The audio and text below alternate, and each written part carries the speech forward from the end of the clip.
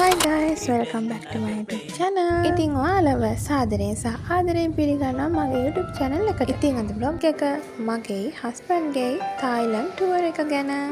ඉතින් මගේ wedding එක තිබුණේ 7 වෙනි මාසේ 16. ඒ කියන්නේ ජූලි 16. ඉතින් ජූලි 16 wedding එක ඉවර වෙලා අපි හැමම එදා හවස ගියා කටුනායක එයාපෝට් එකට. මොකද අපේ ෆ්ලයිට් එක තිබුණේ රෑ 11:00. අපි දෙන්න ජීවිතේ පළවෙනි වතාවට තමයි ටුවර් එකකට පිටරටකට යන්නේ.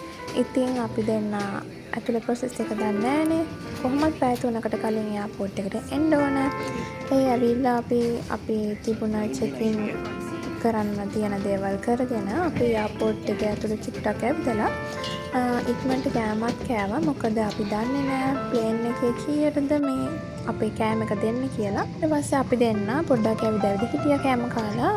ඒකම අපි අර ටීවී වල දැක්කා අපි යන්න තියෙන ප්ලේන් එකේ ගේට් ඕපන් කියලා. ඉතින් අපි දෙන්න ඒකලා ඉක්මනටම දිව්වා අපේ ගේට් නම්බර් හොයාගෙන. මොකද අපි දෙන්න පළවෙනි වතාවට යන්නේ. හැබැයි 11:00 වෙලා තිබුණේ නෑ. එතකොට 11යි කාලේ 11 විතර තමයි වෙලාව.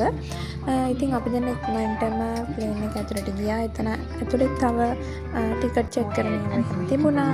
ඉතින් අපි දෙන්න තෝරගත්තේ බජට් එයාලයින් එකක්. ඉතින් අපි දෙන්නට කොහොමහරි තායිලන්ඩ් යන්න පැය 4ක කාලයක් ගියා. හස්බන්ඩ්ුයි මායි මේ ටුවර් එක තනියම ප්ලෑන් කරගත්ත එකක් නෙවෙයි. අපි දෙන්න ඒජන්සියක් හරහා තමයි ගියේ. මොකද අපි පළවෙනි වතාවට තමයි රටකට ට්‍රැවල් කරන්නේ. ඒක නිසා අපි ඒජන්සියක් හරහා සම්බන්ධ වෙලා තමයි අපේ ට්‍රැවල් එක ප්ලෑන් කරගත්තේ. ටුවර් එකේ හැම දෙයක්ම හස්බන්ඩ් ඒජන්සියත් එක්ක එකතු වෙලා තමයි ප්ලෑන් කරලා තිබුණේ. ඉතින් එයා මාසයක් තිස්සේ මේ දේ හැම දේවල්ම තනියම ප්ලෑන් කරලා තිබුණා. ඉතින් මම පාස්පෝර්ට් එකම හැදුවට කවදාවත් ජීවිතේට හිතුවේ නෑ මේ වගේ රටකට අපි දෙන ෆ්ලයි කරයි කියලා. අදහසක් තිබුණට කවදාවත් හිතුවේ නෑ යයි කියලා. හැබැයි ඒ ප්‍රාර්ථනාව ඉෂ්ට වුණා. ඉතින් මේ ටුවර් එක මට මගේ හස්බන්ඩ්ගේ වෙඩින් ගිෆ්ට් එකක් විදියට තමයි හම්බුනේ. 请将口罩放于鼻子和嘴巴上，并将头带环绕头部，并系紧。面罩拉下后，氧气将开始流动。请注意，氧气袋激活后未完全充气，属于正常现象。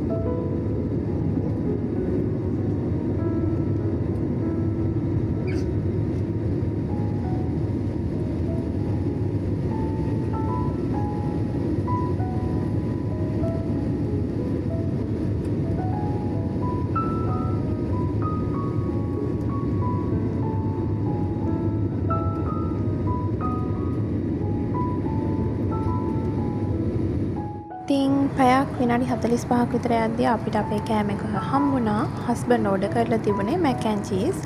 ඉතින් කෑම එක ගැන කිව්වොත් මාරම රසයි. හොඳ චීස් කතියර තිබුණා. මතක් වෙද්දී ආයෙමට කන්න හිතෙනවා.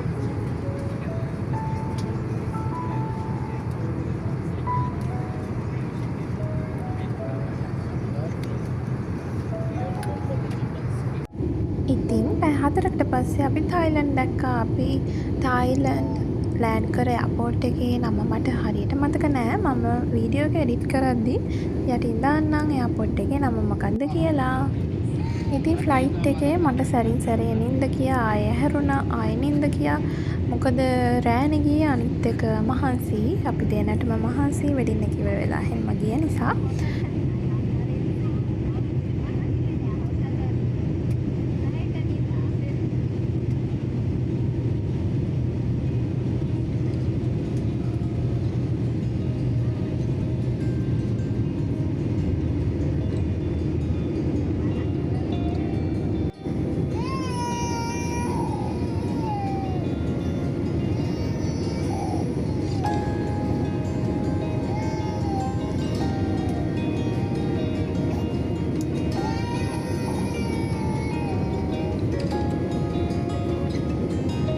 ඉතින් අපි දෙන්න එයාපෝට් එකෙන් බැහැලත් එයාපෝට් එක ඇතුලේ ටිකක් වෙලා ඇවිද්දා. කෑම කඩ තිබුණා. ඒ වගේ පොඩි පොඩි දේවල් අරන් කෑවා.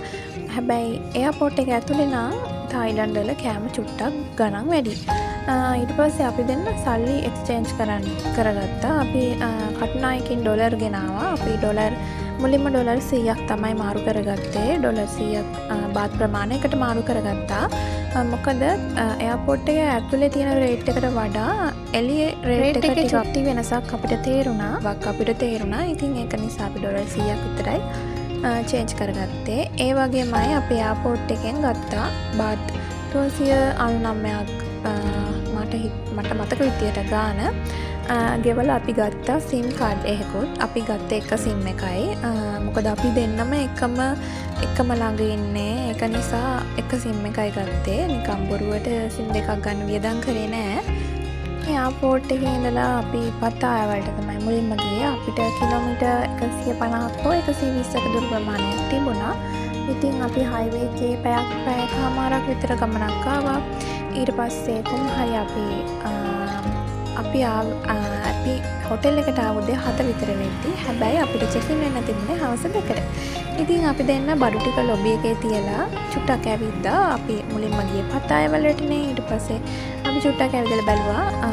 ඒ හරියම මනි එක්ස්චේන්ජ් තැන් තියෙනවා. ඒ තැන් බල අපි දෙන්න චුට්ටක් ඇවිදලා ඊට පස්සේ අපි ගියා සෙන්ට්‍රල් පත්තායකට ගිහිල්ලා ඇවිදලා පොඩ්ඩක් බඩු ටිකක් අරගෙන බඩු ගණන් බලලා චොක්ලට් එහෙම චුට්ටක් රස බලන්න ගෙනල්ලා ආයේ අපි දෙන්න චෙක් ඉන් වෙලා අපේ බඩු හොටෙල් එකේ තියලා රාය 9ට විතර පිටත් වුණා. ටිකක් ඇවිදලා බලන්න පත්තායවල කොහොමද සිටි එක කියලා. ඉතින් අපිට බුක් කරලා තිබුණ ඒජන්සියෙන් 4 ස්ටාර් හොටෙල් එකක් පත්තායවල සන්බීම් එක නම. ඉතින් හොටෙල් එක ගැන නම් කියලා වැඩක් නෑ. හරිම හොඳ සේවයක් අපිට දුන්නා. හරිම පිරිසිදුයි. කෑම හැමත් හරිම රසයි. ඉතින් මං කිව්වත් වගේ අපි දෙන්න ඇවිදලා කොහොම හරි ආයි ගියේ රෑ 12ට විතර. අපි දෙන්න KFC කෑවා මෙහෙන්. මොකද මේ චූටි වෙනසක් තිබුණා මෙහෙ. සෝස් ಜಾති 2-3ක් තිබුණා. මොනවාද බීම ಜಾති ඔක්කොම එකපාරක් ගත්තම ඒ ඔක්කොම ටික ෆ්‍රී. Sauce free. ඉතින් අපි දෙන්න ඒවා පොඩ්ඩක් අත්දැකීම් රස විඳින්නත් එක්ක අරගෙන බැලුවා. ගිය පළවෙනි දවසේ KFC කෑවා. ලංකාවේ KFC වලට වඩා නම් තායිලන්ඩ් වල KFC පුදුම රසයි.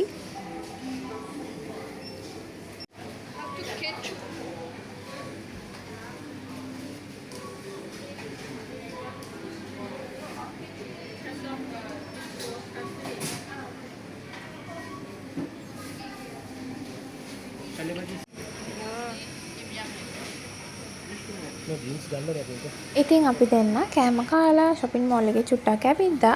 මේ කඩේ නම මට හරියට මතක නැහැ. මේ කඩේ නම් 11ට වැහුවා. හැබැයි shopping mall එකේ ඇතුලේ තව ගොඩක් කඩ තිබුණා, කෑම කඩ තිබුණා. ඒව නම් රෑ වෙනකන් තිබුණා.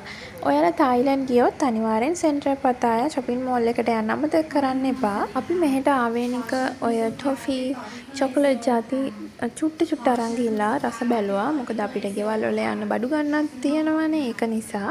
හැබැයි අපි ලොකු ප්‍රමාණයක් ගත්තේ නැහැ. මොකද අපි දවස් දෙකක් පතා ඉඳලා වෙන තැනකට move වෙන නිසා ඒවත් අරන් යන්න වෙනවනේ. අනිත් එක අපි luggage ගෙනාවේ නැහැ. ඔක්කොම කිලෝ 7ක backpack විතරයි අපි ගෙනාවේ. අපි දෙන්නම කිලෝ 7ක backpack දෙකක් ගෙනාවේ. ඉතින් ඒක නිසා අපි මුකුත් ගත්තේ නැහැ. අපි මෙතන food court එකෙන් කෑම කෑවා. ඊට පස්සේ දවසෙත් ඇවිල්ලා ඉතින් මම බඩු තෝරන අතරේ හස්බන්ඩ් වොෂ්රූම් ගියා. ඉතින් එයා එන්න ගොඩ වෙලාවක් ගියා. ඊට පස්සේ කොහොමාරි කඩේ වහනවා කියලා මට එළියට යන්න කිව්වා.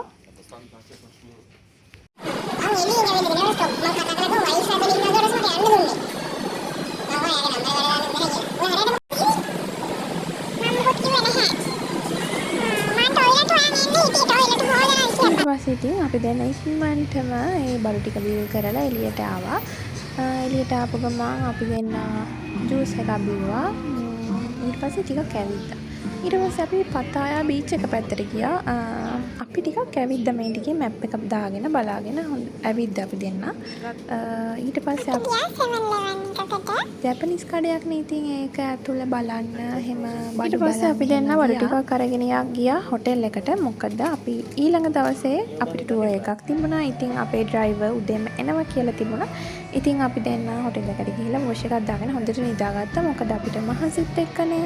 ඉතින් තායිලන්ඩ් වල පළවෙනි බ්ලොග් එක මෙතනින් මම ඉවර කරනවා. දෙවෙනි බ්ලොග් එකත් අරන් මම ඉක්මනටම එන්නම්. ගිහින් එන්නම්. හැමෝම පරිස්සමට සතුටින් ඉන්න.